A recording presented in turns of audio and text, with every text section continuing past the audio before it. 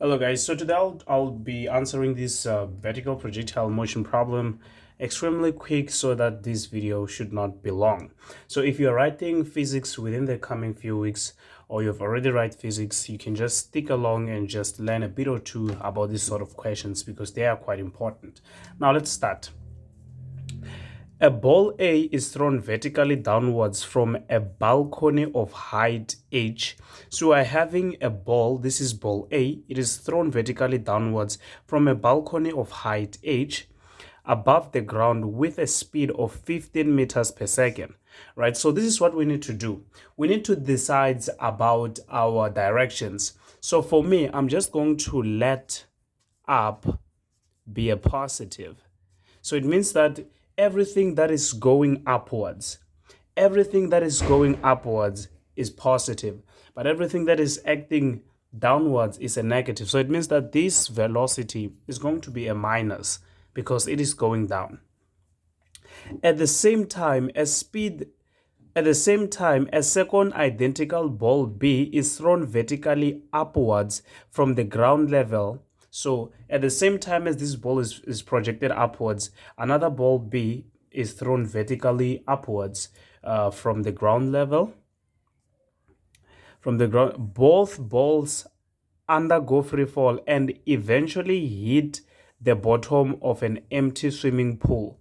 So they both and free falls and hit the bottom of an empty swimming pool. Okay. Now let's go to our second catalog. They say ball A strikes. Oh, the ball A takes 1.65 seconds to fall from the balcony to the bottom of the pool before bouncing off the surface of the pool with a velocity that is 20% of the magnitude of its velocity just before it hits the pool surface. This one is interesting. Look, they say ball A takes 1.65 seconds to fall from the balcony to the bottom of the pool before bouncing off the surface of the pool with a velocity that is 20% of the magnitude of its velocity just before it hits the pool surface. So it means that 20% of the velocity that the ball have before it actually hits the surface, it is the velocity that the ball is going to rebound upwards with. So they say the ball is in contact with the pool surface for 0.2 seconds, then bounces off to reach its maximum bounce height, right? Now let's try to answer this question. This question is extremely interesting. Now the first question that we have, it says, calculate the magnitude of velocity of ball A just before it hits the bottom of the swimming pool for the first time, right?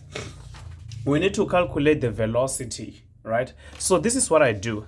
Number one, list all your formulas. You have got V final equals to V initial plus A time.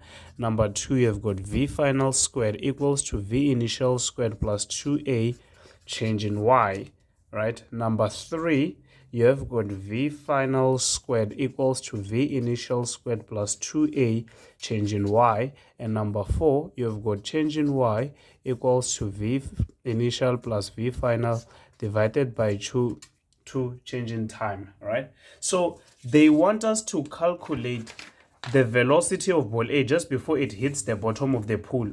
So they want us to calculate the velocity of ball A just before it hits the bottom of the pool. But the question is, how much time did it take to move from this point to this point? So it took 1.65 seconds. So which velocity are we looking for? We're looking for the final velocity, right? So it means we're going to use this formula.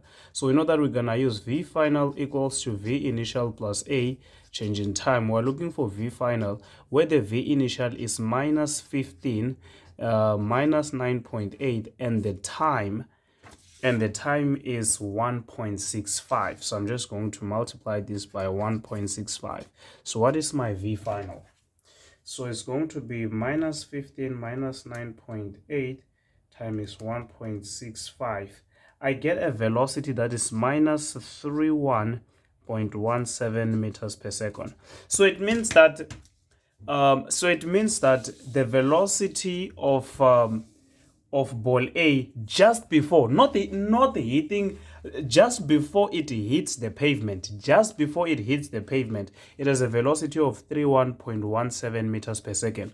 But they said the velocity that it rebounces with, remember, this ball is going to rebounce upwards. It is going to rebounce upwards.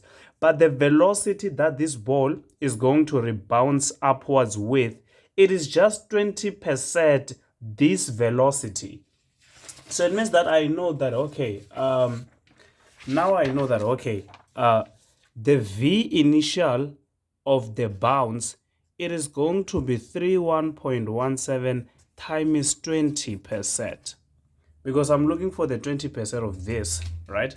So I'm just going to say, okay, 31.17 times 20%. I get a velocity of what? 6.234 meters per second. So this ball has lost a lot of energy because this is the 20% of this velocity, right? Now, what do they say? Oh, now I'm reading something which is wrong. And now they say, calculate, what am I calculating now? Calculate the depth D of the swimming pool. Calculate the depth D of the swimming pool, right? We need to calculate the depth D of the swimming pool. Here it is. We need to calculate the depth D of the swimming pool. But wait, we do know that this ball is going to rebound and it is going to reach its maximum height here and it is going to return to the ground. So it was written somewhere here that it is going to bounces off to reach its maximum bounce height, right? So it means that this ball is going to rebound, move from here, and then it comes back down. But we want to calculate this height. So it means we need this velocity and this velocity here. But we already know something. We know that V final squared equals to V initial squared plus 2A change in Y. V final squared, it is going to be 0 because this ball on this top, it is going to be 0, right? The velocity at maximum height is 0 meters per second equals to the V initial is this one, right? It's going to be 6.234 squared plus 2 minus 9.8, and I'm just looking for my change in Y at this point. So let me just hit everything on the calculator. So 6.234 squared, it is going to be minus 38.86 equals to minus 19.6 change in Y. So let me just divide both sides by 19.6. I'm going to get 1.98 meters. So it means that this height D, it is actually 1.98 meters, right? Now let's look at another thing. They say ball B hits the bottom of the pool. Ball B hits the bottom of the pool at the same time as ball A hits the bottom of the pool after its first bounce. So in another word, ball B will hit the bottom of the pool at the same time that this ball is going to move from this point. It bounces, it goes to this height, and then it bounces back. So it means that this ball also takes the same time. So what are they saying? They're actually telling us that if we can find the time that the ball moved from here, it bounces and then comes back up, this time it is still the same time that this ball is going to move upwards and then come back here. But we already know the time from here to here, that it is actually 1.65 seconds, right? So we just need to find this time from here to here. So how do we actually find that time? we said, well, okay, we are going to use the formula V final equals to V initial plus a change in time.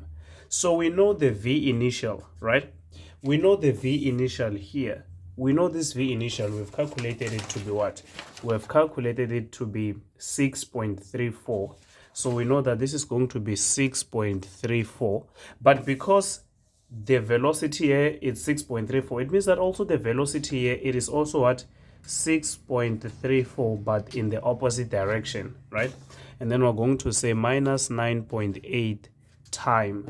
So what is the time? Minus 6.34 minus, let me just say times 2, right? And then I divide it by minus 9.8.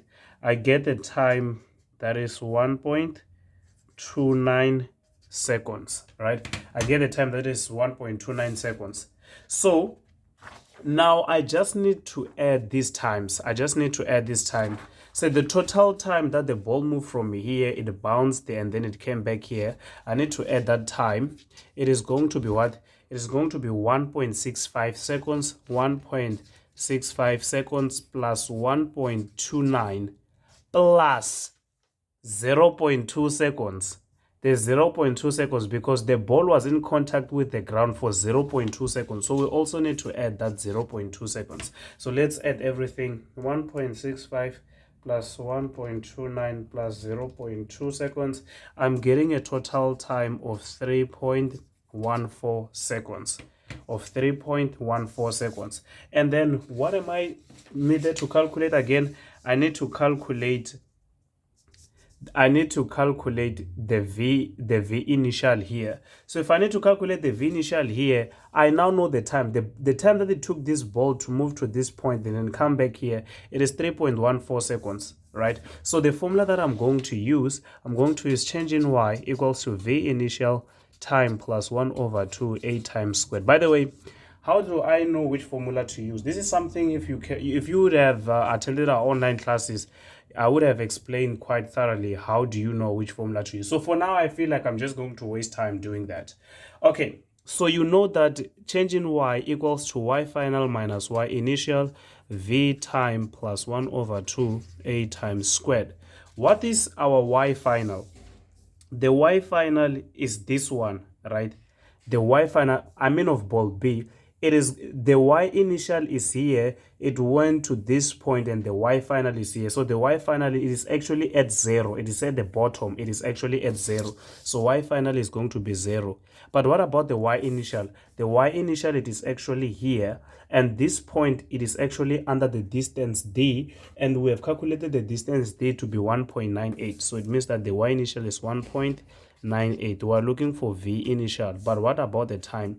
We've calculated the time to be 3.14 plus 1 over 2 minus 9.8 times 3.14 squared, right? So let me just hit this into the calculator. 1 over 2 minus 9.8, 3.14, and then I'm going to square it. So I'm going to get minus 48.31 equals to V 3.14 minus 1.98. So I'm just going to take this to the other side. I'm going to have minus 1.98 plus 48.31. I'm going to get 46.33. That equals to V 3.14. So I'm going to divide both sides by 3.14, and the velocity that I get is actually 4.75 meters per second. 4.75 meters per second. And as you can see, we got a velocity that is a positive. Why? Because it is actually going upwards. So everything that is upwards is actually a positive. Otherwise, guys, thank you so much for sticking up to this video. Enjoy the rest of your day.